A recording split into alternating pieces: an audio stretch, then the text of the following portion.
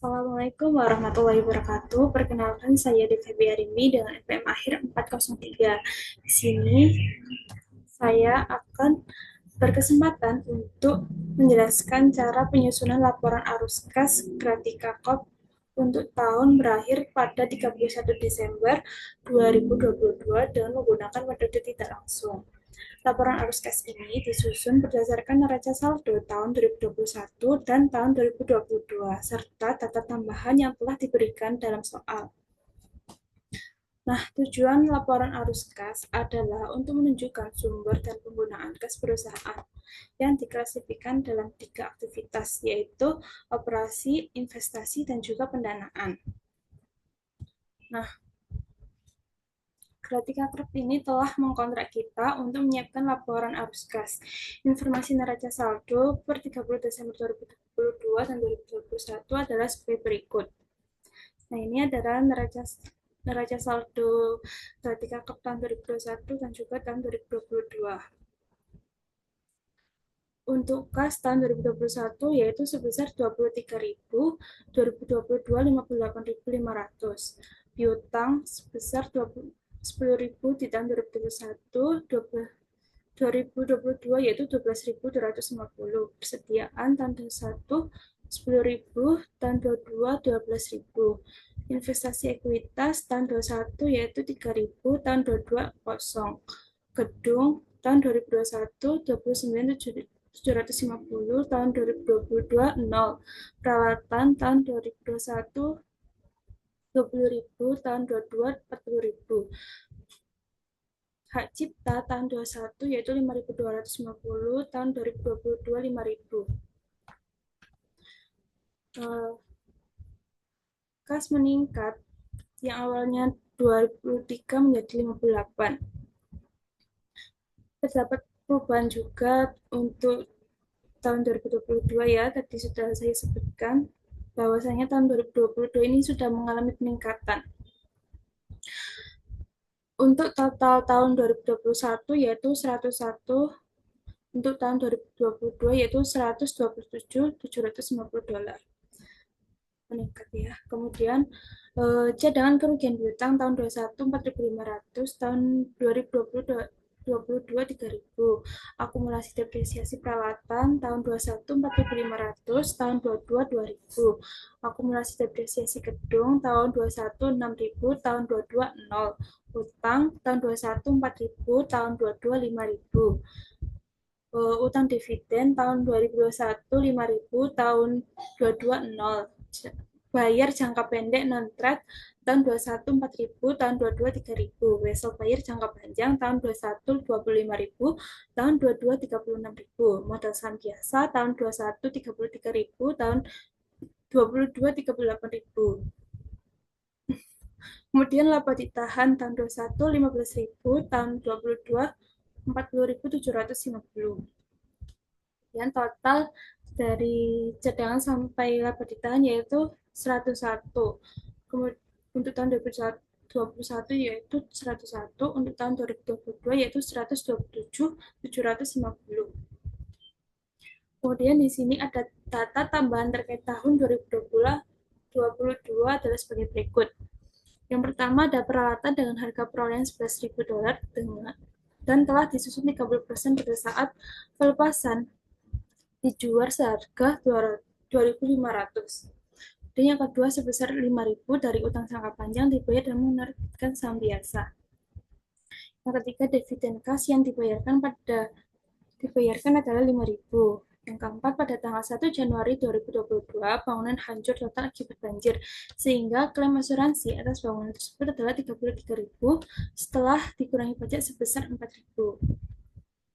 Kemudian yang kelima yaitu investasi ekuitas dan perdagangan dijual dengan harga 1.500 di atas biaya perolehan. Perusahaan telah melakukan penjualan dan investasi serupa di masa lalu. Dan yang keenam yaitu kas dan surat utang jangka panjang sebesar 16.000 dolar diberikan untuk akuisisi peralatan. Dan yang ketujuh, bunga sebesar 2.000 dan pajak penghasilan sebesar 5.000 dibayarkan dalam bentuk kas. Kemudian ada instruksi, gunakan metode tidak langsung untuk menganalisis informasi di atas dan siapkan laporan arus kas untuk Gratika Corp. Nah, metode tidak langsung dimulai dari laba bersih, kemudian dilakukan penyesuaian untuk menghilangkan unsur non-kas dan transaksi non-operasi. Secara umum, langkah metode tidak langsung adalah sebagai berikut. Yang pertama, menentukan laba bersih. Yang kedua, menyesuaikan beban dan pendapatan non-kas. Yang ketiga, menyesuaikan keuntungan dan kerugian non-operasi. Yang keempat, menyesuaikan perubahan aset dan kewajiban pajak. Yang kelima, yaitu mengelompokkan arus kas dan investasi. Yang keenam, mengelompokkan arus kas dan pendanaan. Yang ketujuh, melakukan rekonsiliasi saldo. Nah, berikut ini adalah susunan laporan arus kas metode tidak langsung dari Kratika Corp tahun 22-31 Desember. Yang pertama, kita menentukan laba bersih. Di sini laba bersih sudah saya tentukan, yaitu dari neraca laba ditahan. Karena laporan laba rugi tidak disajikan, maka laporan laba bersih diperoleh dari perusahaan laba ditahan. Nah, di sini laba ditahannya yang 2021 yaitu sebesar 15.000, tahun 2022 40.750, maka dikurangi 40.750 dikurangi 15.000, hasilnya 25.750. Seperti sini. Kemudian, penyesuaian untuk merekonsiliasi laba bersih ke laba bersih kas yang disediakan oleh aktivitas operasional. Di sini ada arus kas dari aktivitas operasional. Yang pertama ada depresiasi peralatan. Nah, depresiasi peralatan ini angka 800 diperoleh dari rekonsiliasi akun akumulasi depresiasi peralatan. Di sini sudah saya berikan perhitungannya. Depresiasi untuk peralatan ada di data tambahan. Nomor 1. Peralatan dengan harga perolehan 11.000 dan telah disusutkan 30% pada saat pelepasan dijual seharga 2.500. Jadi 11.000 ini dikalikan 30% dulu, ketemu hasilnya 3.300. Nah, untuk mencari rekonsiliasi akumulasi depresiasi peralatan, kita lihat dulu berapa akumulasi depresiasi peralatan. Di sini tahun 2022 ketemunya 2.000. Maka hasilnya akumulasi di sini harus dicatat terlebih dahulu 2.000. Kemudian yang diketahui yaitu akumulasi depresiasi saldo awal 2021 sebesar 4.500. Nah, ini. Sini akumulasi depresiasi peralatan sebesar 4.500 kita catat. Kemudian kita catat lagi yaitu yang diketahui akumulasi depresiasi dijual. Nah, ini tuh sifatnya di minus. Ini sudah dijual. Nah, kita harus menjumlah, ketemunya itu harus 2.000. Nah, kita kan tidak tahu ini beban depresiasi peralatannya itu berapa. Maka kita cari berapa sih nominalnya yang ketemunya itu harus 2.000. Nah, ketemu nominalnya yaitu 800. Maka di sini dicatatlah 800. Kemudian kerugian penjualan peralatan. Nah, ini tuh didapatkan dari N14. Nah, ini 7.700 ini dari 11.000 tadi dikurangi 30%-nya yaitu 3.300, ketemunya 7.700 untuk nilai buku. Kemudian perusahaan menjual seharga 2.500, maka 7.700 ini dikurangi 2.500, ketemunya hasilnya yaitu ini 5.200. Kemudian selanjutnya yang keuntungan dari kerusakan akibat banjir. Nah, ini. Keuntungan dari kerusakan akibat banjir ini didapatkan dari hasil klaim asuransi ditambah pajak dikurangi gedung dikurangi akumulasi depresiasi gedung. Di sini hasil klaim asuransi dicantumkan sebesar 33.000. Kemudian ada pajaknya yaitu sebesar 4.000. Dikurangi gedung dikurangi gedungnya sebesar 29.750 di tahun 2021. Kemudian akumulasi depresiasi gedung yaitu 6.000. Jadi total dari keuntungan dari kerusakan akibat banjir sebesar 13.250. Karena ini keuntungan, maka kalau dicatat di arus kas itu di minus. Sedangkan kalau kerugian, kalau dicatat di arus kas ini ditambah. Jadi kebalikan. Kemudian eh, kenaikan piutang. Kenaikan piutang itu kita hitung dari ini. Piutang tahun 2022 dikurangi piutang tahun 2021 ditambah cadangan kerugian piutang 2021 dikurangi cadangan kerugian piutang tahun 2022. Nah, piutang 2022 diketahui sebesar 12.000, kemudian piutang tahun 2021 diketahui 10.000. Nah, dikurang jadinya 2.250. Kemudian di sini ada cadangan kerugian piutang. Yang 2021 4.500, 2022 3.000. Jadi dikurangi 1.500 tambah 2.250. Ketemunya 3.750. Karena ini kenaikan, maka di sini yaitu minus 3.750. Nah, kemudian yang selanjutnya yaitu kenaikan persediaan. Nah, kenaikan persediaan tinggal lihat di sini. Persediaan awalnya yaitu 10.000, kemudian tahun 2022 12.000, maka ini mengalami kenaikan sebesar 2.000. Karena ini kenaikan maka di minus.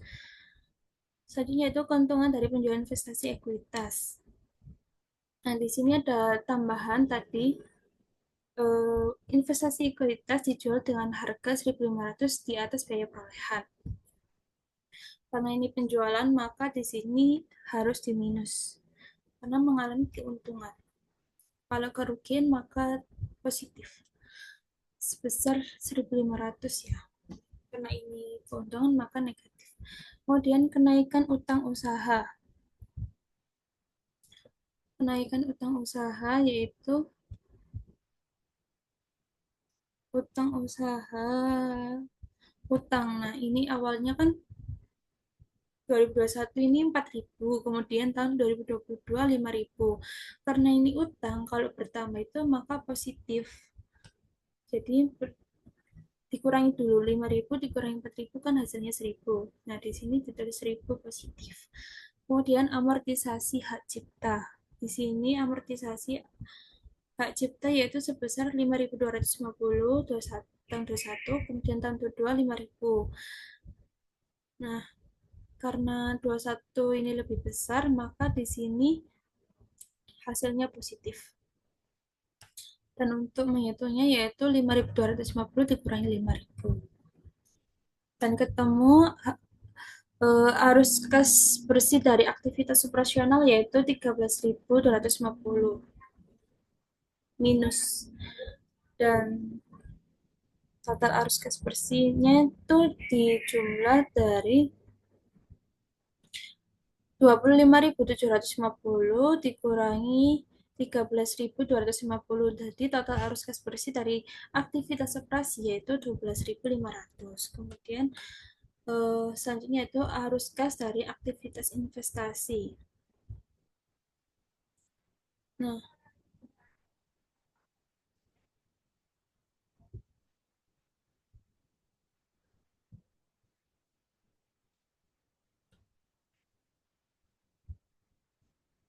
Nah, penjualan peralatan.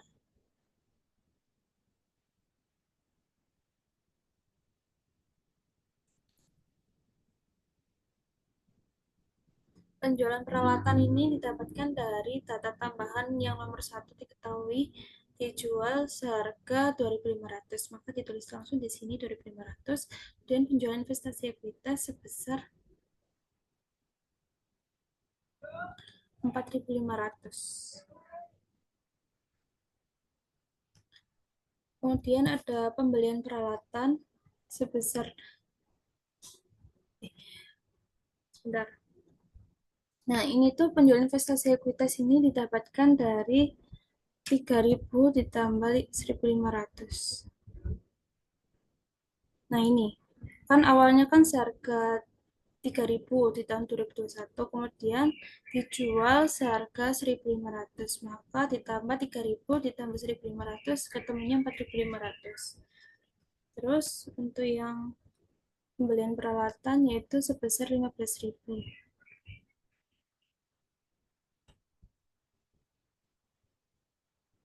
Nah, ini didapatkan dari sini.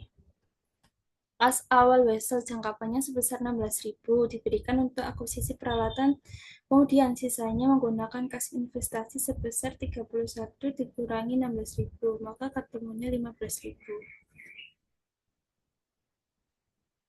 31.000 itu dari ini, pembelian peralatan. Peralatan 2021 dikurangi peralatan 2022 ditambah peralatan dijual. Peralatan 2021 kan ketemunya 4,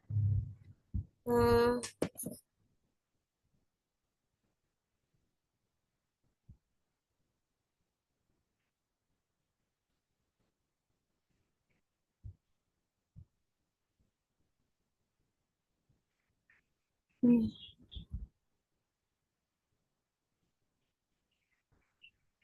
Oh ini, peralatan kan awalnya tahun 2022 40.000. Oh, maaf ada kesalahan. 22 dikurangi tahun 2021.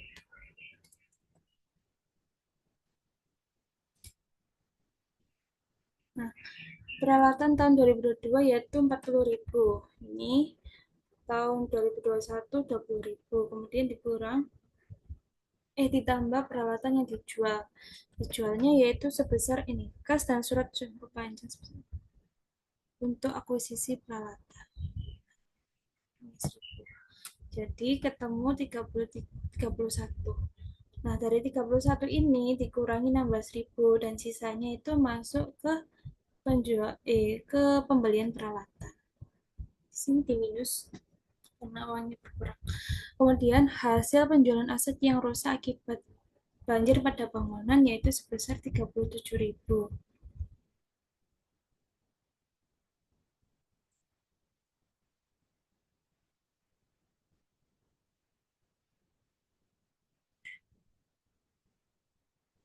Kemudian di total arus kas bersih dari aktivitas investasi yaitu sebesar 29.000. Kemudian arus kas dari aktivitas pendanaan. Nah, di sini ada pembayaran dividen. Diketahui ini ya, dividen kas yang dibayarkan adalah 5.000. Nah, 5.000-nya itu utang dividen minus. Kemudian pembayaran wesel bayar jangka pendek 1.000. Ini ya, dari 4.000 dikurangi 3.000 hasilnya 1.000 di minus.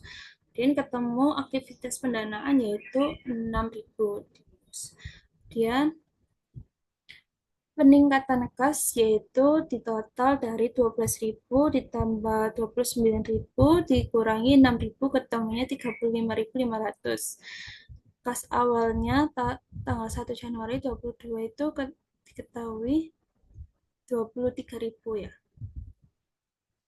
Kan ini kas akhir. Nah, ini kas awal.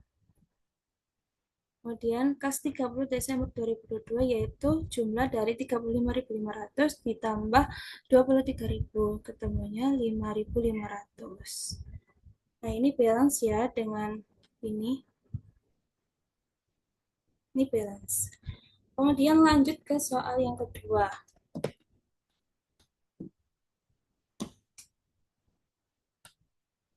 Caki Group sedang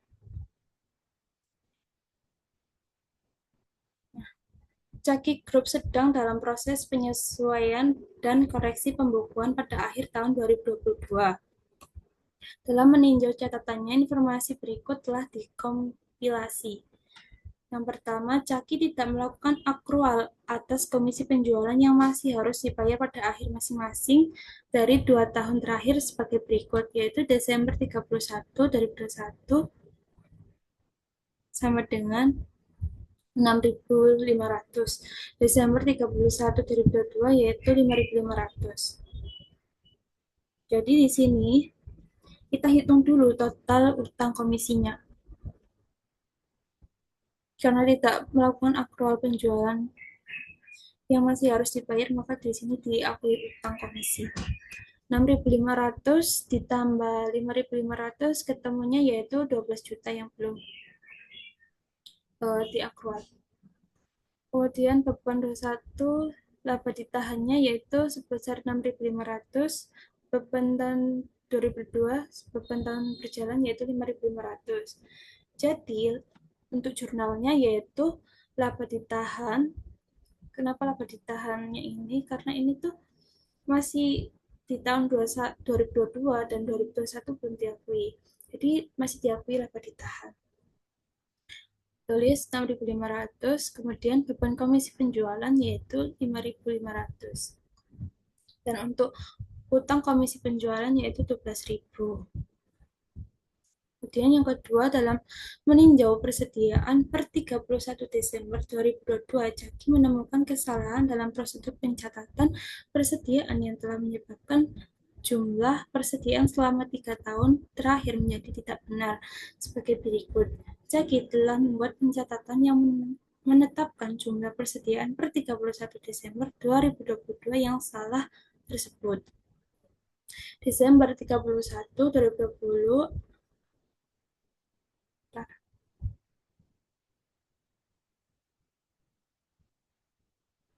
terjadi understate sebesar 26 euro. Kemudian Desember 31 2021 yaitu understate sebesar 29.000 euro, dan untuk Desember 31 2022 yaitu terjadi salah satu itu overstate. Maaf ya, ini ada kesalahan. Overstate.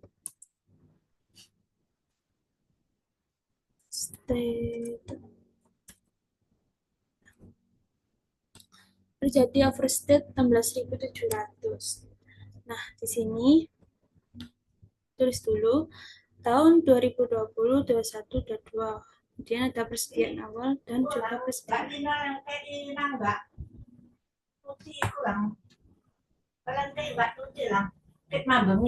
Kak, mau. Aku disombong. Sana mana gak sana aku. Aku harus bertanya buat bagiku. Aku iki gak ero dendana jam setengah 9 mangkat mukei ngono aku. Aku gak ero. Aku dituru kok. Sakne takon, "Rono nang Mbak Rini gak percaya." Kejare akeh tak gak penolok aku, Mbak. Penolok aku jan tak gak ngono. Ya, apa-apa. Selanjutnya yaitu penulisan persediaan awalnya 2020 kan 0 persediaan awalnya. Kemudian 2021 baru ditulis 26.000 ini. Dan tahun 2022 yaitu ditulis 29.000 karena kalau tahun 2020 itu tidak boleh dicatat secara langsung ya persediaannya, karena yang bersangkutan itu jadi tahun berikutnya. Jadi tahun 2020 ini dicatat di tahun 2021. Kemudian akhir investasi. Investasi terakhirnya yaitu 26 ya, tahun 2020, kemudian akhir 2021, 29, dan 2020 16.700. Benar ya. Kemudian di jumlah ini 2020 hasilnya minus 26.000 karena terjadi kurang catat. 2021 ini terjadi kelebihan catat. Kemudian 2022 juga. Berimbasnya itu untuk tahun berikutnya. Jadi yang pertama kita harus mengurangi dulu 2021-nya. 26.000 euro dikurangi 29.000 euro ketemunya selisih 3 juta. 3 juta euro. Kemudian tahun 2022 juga seperti itu, 26.000 dikurangi Kalau ini ditambah ya, karena ini tuh overstate. 29.000 ditambah 16.700 ketemunya 45.700. Jadi untuk jurnalnya yaitu bahan pokok penjualan sebesar 45.700, laba ditahan yaitu 29.000. Ini jurnal untuk tahun 2022 ya. Jurnal koreksi. Laba ditahan 29.000, untuk persediaannya yaitu 16.700. Nah, sedangkan untuk tahun 2021 jurnalnya yaitu persediaan sebesar 29.000 dari sini. Kemudian laba ditahan juga 29.000. Terus untuk tahun 2022 harga pokok penjualan sebesar 16.000 dari sini, dan persediaannya 16.700. Kemudian lanjut di soal yang ketiga. Pada tanggal 31 Desember 2022, Zaki memutuskan untuk mengubah metode penyusutan atas peralatan kantornya dari metode saldo menurun ganda menjadi double declining balance menjadi metode garis lurus atau straight line. Peralatan tersebut memiliki harga perolehan awal sebesar 100.000 euro ketika dibeli pada 1 Januari 2020. Peralatan tersebut memiliki masa manfaat 10 tahun dan tidak memiliki nilai residu. Beban penyusutan yang telah dicatat sebelum tahun 2022 dengan metode saldo menurun ganda adalah sebesar 36 juta euro. Zaki telah mencatat beban penyusutan tahun 2022 sebesar 12.800 juta euro dengan menggunakan metode saldo menurun ganda. Nah, ini tuh eh, pengubahan metode yang awalnya saldo menurun jadi saldo menurun ganda. Diketahui harga perolehannya yaitu 100 juta euro. Umur manfaat 10 tahun, nilai residunya tidak diketahui atau nol. Kemudian penyusutan sampai dengan tahun 2021, ketemuannya yaitu 36.000. Sini ya dari soal. Kemudian penyusutan sampai dengan 2022 yang sudah dicatat yaitu sebesar 64.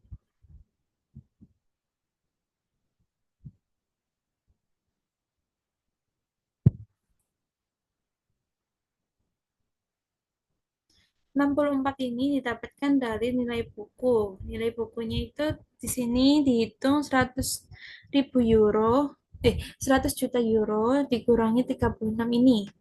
Ketemunya 64.000. Jadi penyusutannya itu ditulis ditulis 64 juta euro. Kemudian sisa umur manfaat yaitu 10 tahun dikurangi 2 tahun. Nah, 2 tahun ini tuh dari kan pembeliannya itu dilakukan pada 1 Januari 2020, sedangkan ini tuh tahun 2022. Jadi 10 2022 dikurangi 2020 yaitu 2. 10 dikurangi 2 ketemunya 8 tahun. 8 tahun pemakaian. Kemudian penyusutan seharusnya yaitu 68.000 dibagi 8 tahun. Ketemunya yaitu 8.000. Selisih penyusutan yaitu 12.800 dikurangi 8.000 ketemunya 4.800. Jadi di sini untuk jurnalnya yaitu akumulasi penyusutan peralatan sebesar 4.800 euro, beban penyusutan sebesar 4.800 euro. Selanjutnya yang keempat, sebelum tahun 2022, Zaki mencatat pendapatan dari kontrak konstruksi jangka panjang dengan menggunakan metode pemulihan biaya cost recovery basis.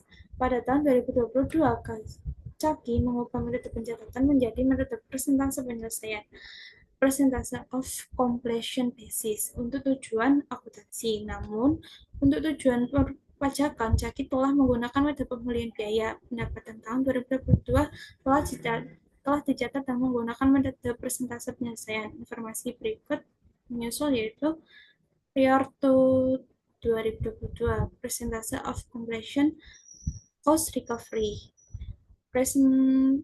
percentage of completion yaitu sebesar 150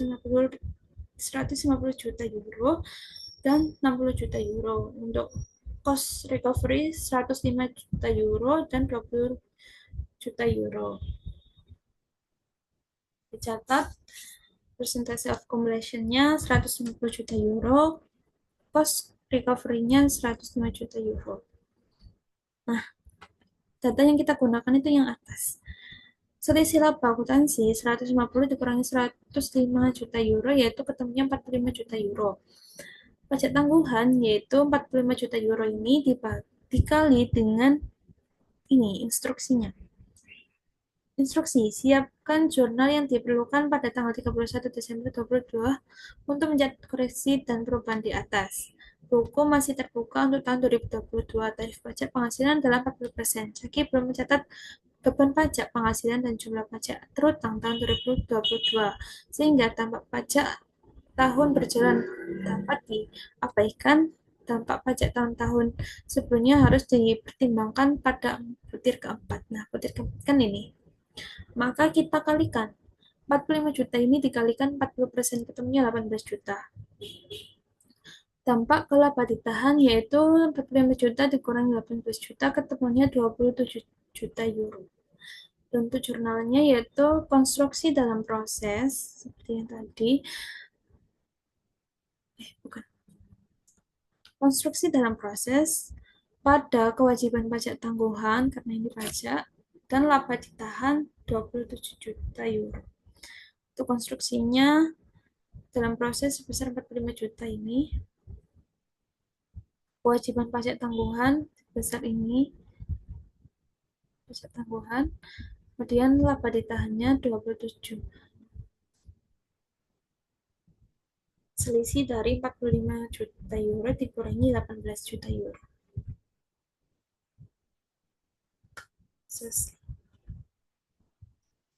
Sekian pemaparan dari saya. Apabila ada salah kata atau sebagainya, saya mohon maaf. Wassalamualaikum warahmatullahi wabarakatuh.